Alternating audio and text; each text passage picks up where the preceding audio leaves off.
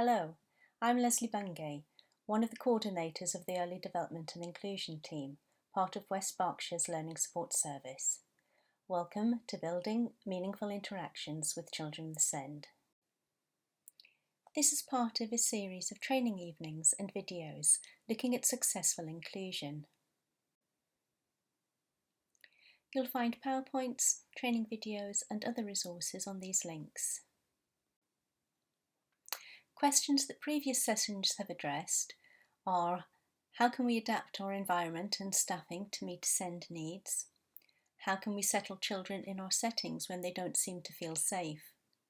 How can we provide for their sensory needs? Where do we start with challenging behaviour? And are we the right setting for this child to make progress? The question for this training session is: how can we communicate with hard-to-reach children? Communication fills all sorts of functions. The main reason for being a communicator is that it is enjoyable, interesting and wonderful, and it enables relationships. This is a quote from Dave Hewitt, one of the founders of Intensive Interaction. I'm sure many of you are familiar with the communication tree and ECAT, Every Child a Talker. In early years, we're often looking at the roots, those early skills needed for understanding and speech to develop. But what if these root skills have yet to emerge? For some children who are at a very early stage of communication and interaction, we need to go back further to where the seeds of communication first begin. These prerequisite skills are referred to as the fundamentals of communication. Things like enjoying being with another person and developing the ability to pay attention to that person, developing concentration and attention span, learning to do sequences of activity with a person, taking turns in exchanges of behaviour, and sharing personal space.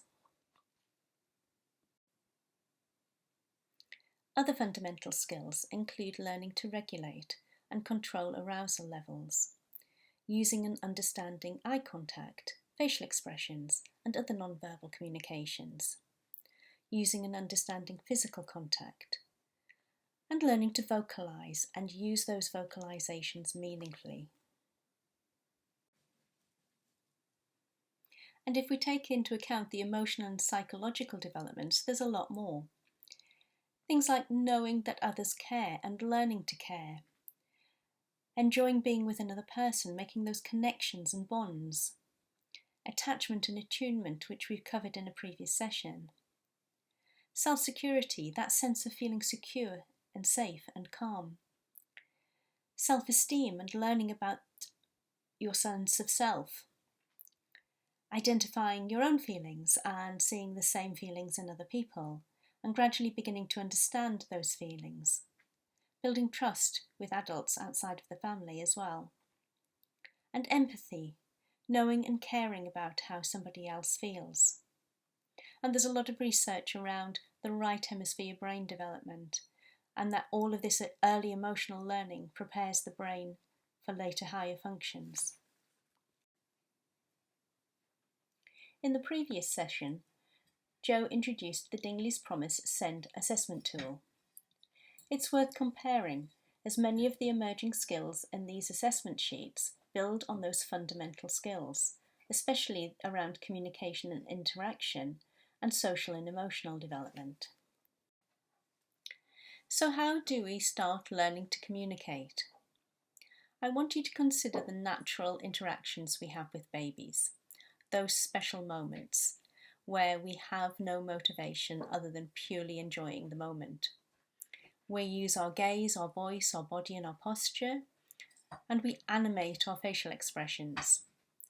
We allow those interactions to flow naturally with pauses and repetitions and rhythms, and we give meaning to behaviours by responding as if they are intentional. For example, when a baby puts their hands up, we pick the baby up as if they're seeking that interaction. And we respond by following a behaviour or communication in a back and forth conversation. The baby coos or squeals, and we coo or squeal back. So during these special times with babies, what are we doing as adults? Well, we don't have an objective. The activity is taskless. We tune in to all those potential communication signals. We don't lead the interaction or drive it along. We hold back our behaviour and we wait and we watch. And when the baby does something, we join in or respond.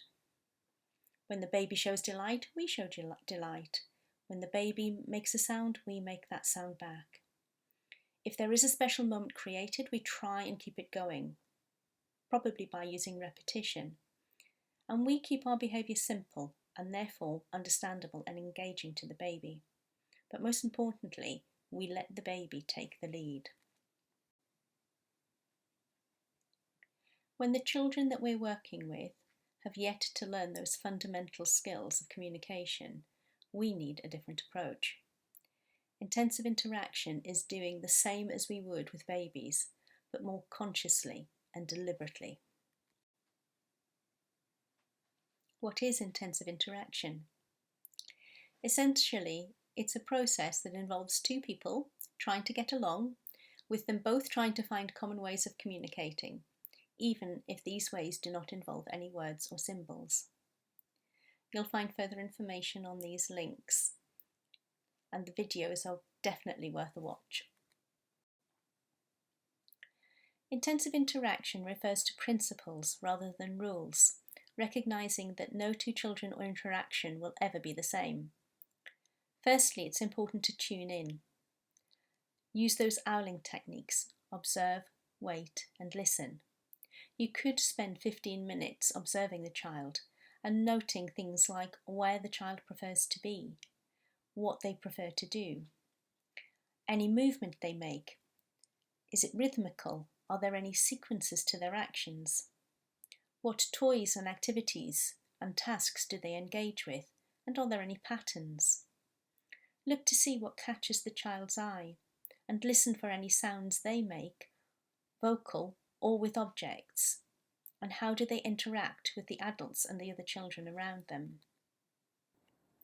This will help you spot any opportunities throughout the day where you could join the child and begin your interaction. Positioning is important. It's important to get down to the child's level, and we often talk about face-to-face interactions, but for some children that's not comfortable, so sitting alongside is often preferable. It's important to give your best available look. Show the child that you're interested and you're ready to play. But hold back, don't rush in. Give them a moment. Allow the child to settle and get used to you being there, and let them take the lead or the first turn. Your response is what is key, so join in and respond to what the child does. Imitation and copying are the most frequent responses, but look for opportunities to create content and flow. Be prepared to wait and to do less. There will be frequent pauses where you need to give the child time to process your responses. Repetition is the key to progress, so try to create some turn-taking opportunities, and gradually you'll build up a familiar repertoire of activities that the child prefers. The most important thing is to enjoy yourself. The child needs to see that what you're doing together is enjoyable. So the 3 R's of intensive interaction are responsiveness, your response to the child; repetition, building up turn-taking sequences; and repertoire, having a collection of activities that you can do together. So how do we do it? It's about spending quality one-to-one time with a child. The best interactions are those that are in the moment, spontaneous.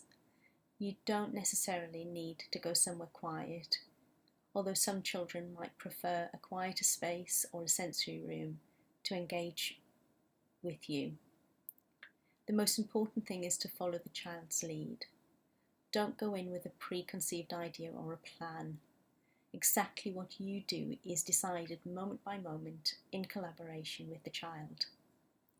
You don't necessarily need any equipment. You are the best resource. Use your face, your body, your voice, your presence, your personality. Nothing else can do what a person can do. However, there are a few useful resources.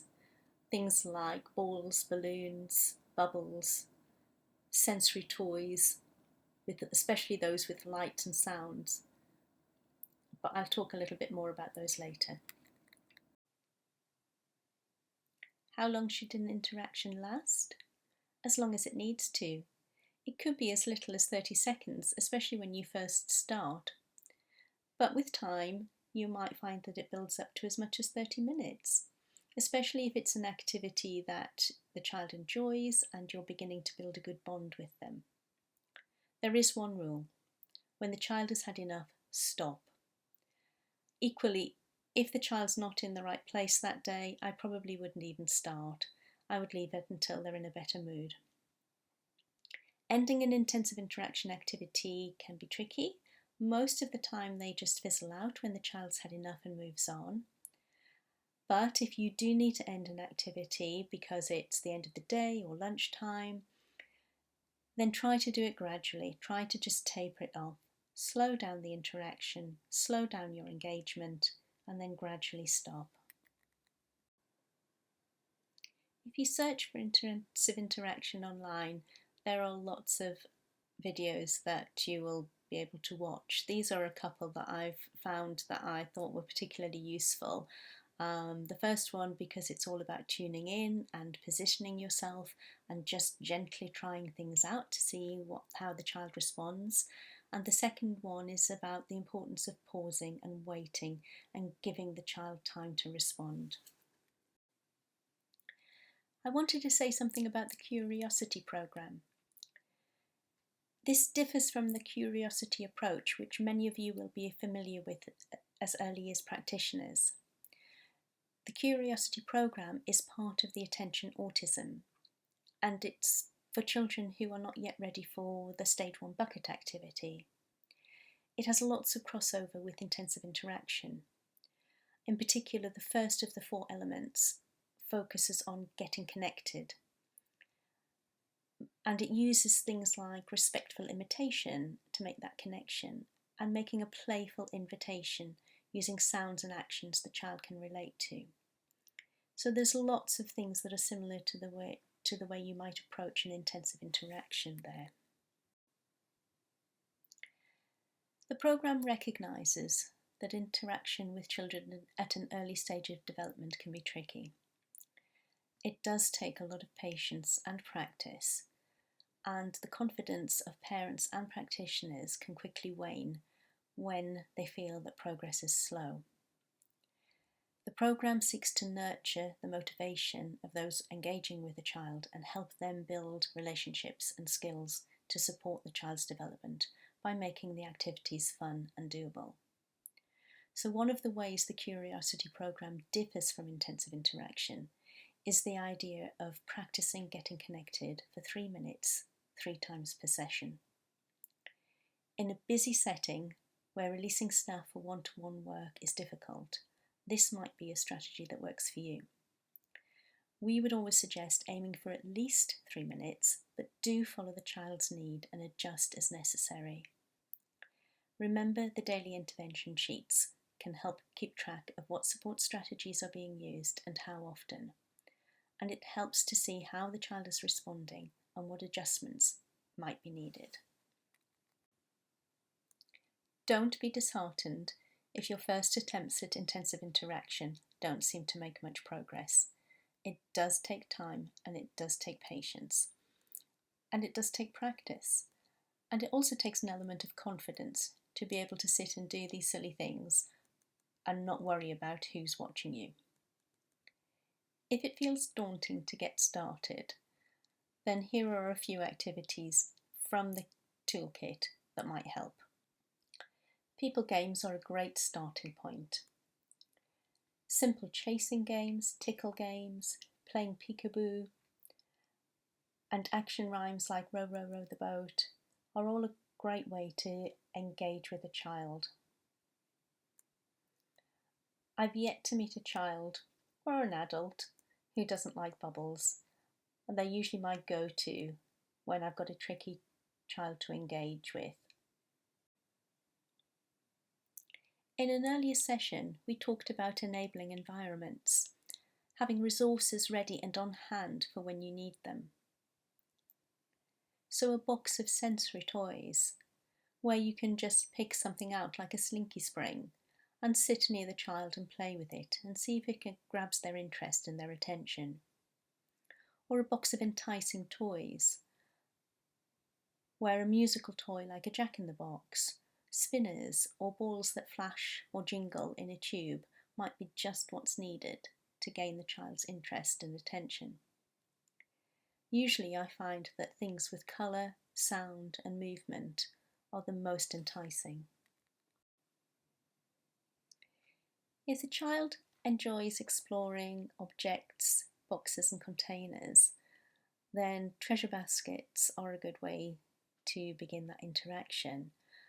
Just sit alongside the child, let them explore.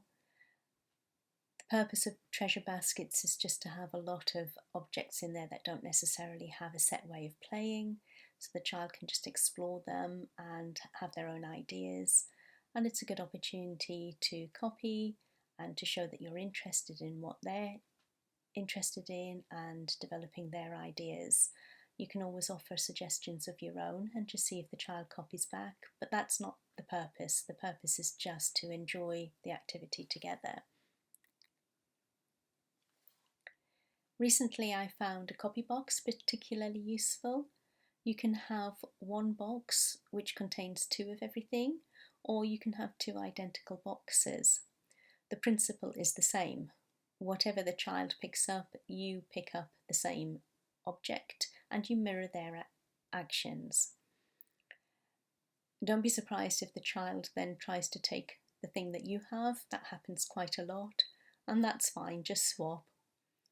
But it's a great way of building engagement and joint attention. One thing I would say about copying and mirroring actions is that we don't have to copy absolutely everything the child does. If they do a behaviour that we would see as being inappropriate or we want to discourage, then we don't copy that. We just ignore that part and we move on to the next thing and we just copy whatever they do next. Or we do something different ourselves to model a different way of doing it. But these are both box activities that can be really motivating for some children. Thank you for watching, and I hope you found the information useful.